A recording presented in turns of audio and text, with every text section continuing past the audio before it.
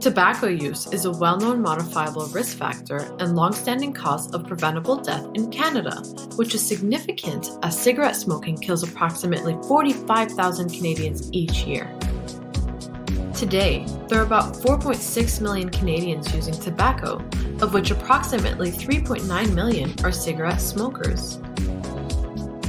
It's important to note, disparities in cigarette smoking in Canada exist, as the highest prevalence groups include people with low incomes, lower educational attainment, racial and ethnic minorities such as Indigenous populations, and youth, as well as those who suffer from mental health and substance abuse issues.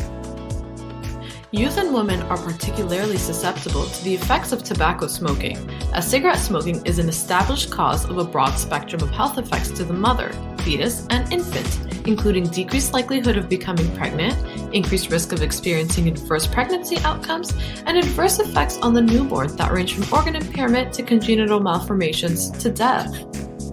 When it comes to youth who begin smoking at a younger age are more likely to have a greater degree of nicotine dependence, smoke cigarettes more frequently, and remain smokers for longer periods of time. These all point towards an association between a younger age of smoking initiation and greater exposure to the toxicants in cigarette smoke, which, because of well-established dose-response relationships, would therefore be expected to lead to higher risks of smoking-caused disease and death.